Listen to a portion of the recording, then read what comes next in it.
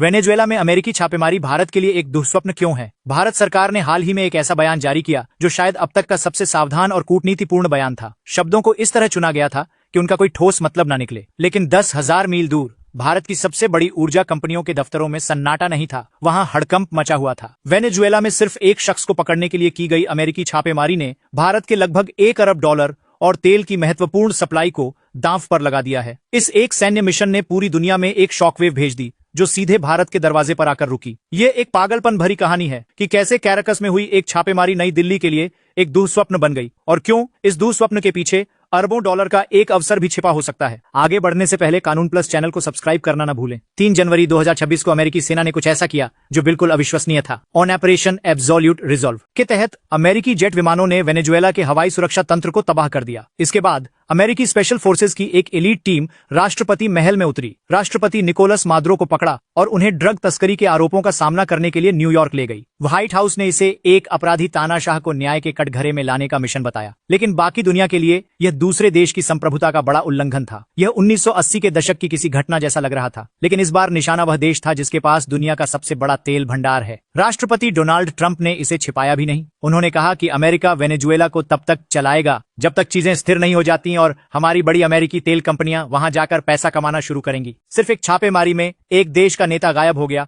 और उस देश का तेल अब अमेरिकी नियंत्रण में था। जब पूरी दुनिया सहमी हुई थी तब सबकी नजरें बड़े खिलाड़ियों पर थीं। भारत, जो खुद को विकासशील दुनिया का नेता कहता है, क्या करेगा? भारत की प्रतिक्रिया अजीब थी। उन्होंने एक बयान जारी किया जिसमें कहा गया कि उन्हें वेनेजुएला के हालिया घटनाक्रम पर गहरी चिंता है। उन्होंने शांतिपूर्ण समाधान की उम्मीद जताई और भारतीयों को वहां न जाने की चेतावनी दी। विदेश मंत्री उस समय लक्जमबर्ग में थे और उन्होंने भी लगभग यही बात दोहराई कि भारत के वेनेजुएला के साथ बहुत अच्छे संबंध रहे हैं और वे वहां के लोगों के लिए चिंतित है। लेकिन गौर कीजिए कि उन्होंने क्या नहीं कहा। उन्होंने अमेरिका की निंदा नहीं की, उन्होंने अंतर्राष्ट्रीय कानून का जिक्र नहीं किया, उन्होंने यह नहीं कहा कि किसी राष्ट्रपति को इस तरह पकड़ना अवैध है। रूस और चीन, जो ब्रिक्स में भारत के साथ हैं, आगाबुला थे और उन्होंने अमेरिका पर जमकर हमला बोला, लेकिन भारत मुख्य मुद्दे पर पूरी तरह खामोश रहा। इस शांत कूटनीति के पीछे भारत की अरबों डॉलर की एक बड़ी समस्या छिपी है। सालों से भारतीय ऊर्जा कंपनियों ने वेनेजुएला में भारी निवेश किया है जो अमेरिकी प्रतिबंधों और वेनेजुएला की चरमराती अर्थव्यवस्था के कारण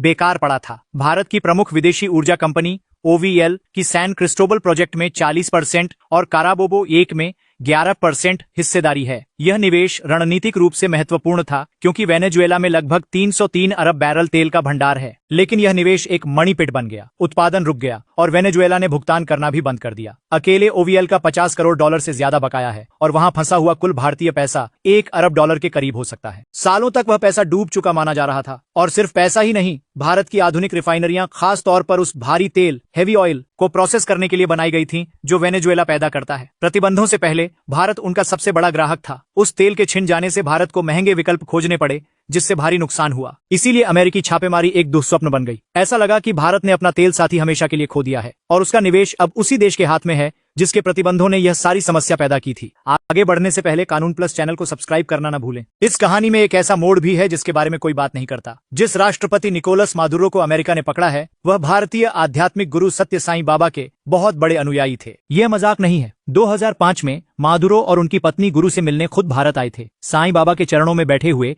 उनकी तस्वीरें मौजूद हैं। कहा जाता है कि कराकस के राष्ट्रपति महल में मादुरो के निजी दफ्तर में वेनेजुएला के नायकों के साथ साईं बाबा की एक बड़ी तस्वीर लगी रहती थी। यहाँ तक कि 2011 में जब साईं बाबा का निधन हुआ तो मादुरो ने वेनेजुएला की सरकार से गुरु के मानवता के लिए आध्यात्मिक योगदान का सम्मान करने के लिए एक प्रस्ताव पारित करवाया था। फिर भी जब इस अनुयायी राष्ट्रपति को एक विदेशी सेना ने पकड़ा तो उनके गुरु की धरती ने सिर्फ एक बोरिंग बयान और ट्रैवल वार्निंग जारी की। यह एक कड़ा सबक है। जब पैसा और सत्ता दांव पर हो तो आध्यात्मिक संबंधों का कोई मोल नहीं रह जाता। भारत की प्रतिक्रिया व्यक्तिगत नहीं बल्कि पूरी तरह व्यावसायिक बिजनेस थी। लेकिन क्या होगा अगर यह दुःस्वप्न वास्तव में एक सुनहरा अवसर बन जाए? भारत में अभी यही सवाल पूछा जा रहा है। सोच ये है कि जिस अमेरिकी छापेमारी ने यह कूटनीतिक संकट खड़ा किया है वही भारत की अरबों डॉलर की समस्या को सुलझा सकती है। अगर वेनेजुएला में नई अमेरिका समर्थित सरकार आती है तो प्रतिबंध लगभग निश्चित रूप से हटा लिए जाएंगे। भारतीय कंपनियों के लिए यह सब कुछ बदल देगा। अचानक बकाया पैसा वापस मिलने की उम्मीद जाग जाएगी। अमेरिका के नियंत्रण में नए तेल की बिक्री से पुराने कर्ज चुकाए जा सकते हैं। वे बंद पड़े प्रोजेक्ट्स फिर से शुरू हो सकते हैं। नई तकनीक और निवेश के साथ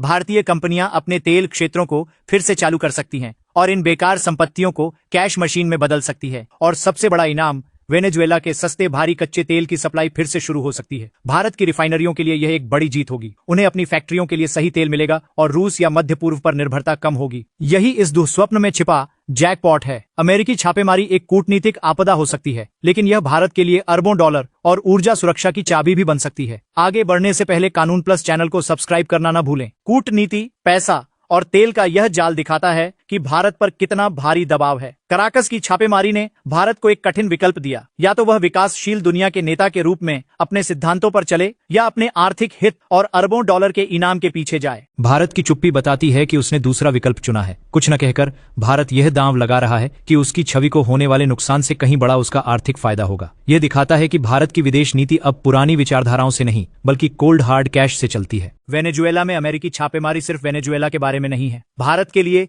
यह एक ऐसा क्षण है जो सब कुछ परिभाषित करता है। यह दिखाता है कि महाशक्तियों द्वारा संचालित दुनिया में आपको कितने क्रूर फैसले लेने पड़ते हैं। तो अब मैं आपसे पूछता हूं, क्या भारत को अमेरिकी छापेमारी की निंदा करनी चाहिए थी और वॉशिंगटन के साथ अपनी साझेदारी को जोखिम में डालना चाहिए था, या तेल और पैसा वापस पाने के लिए उनका चुप रहना सही है? अपनी राय नीचे कमेंट बॉक्स में जरूर साझा करें। और अगर आप वैश्विक भू राजनीति, जियोपॉलिटिक्स पर ऐसी ही और जानकारियां चाहते हैं तो सब्सक्राइब जरूर करें। यह पूरी घटना साबित करती है कि विश्व राजनीति के खेल में दोस्ती और आध्यात्मिक संबंधों की अहमियत कम और हितों की ज्यादा होती है। आपका क्या विचार है दोस्तों? कमेंट में जरूर बताएं। मित्रों, कानून प्लस चैनल को सब्सक्राइब करना न भूलें।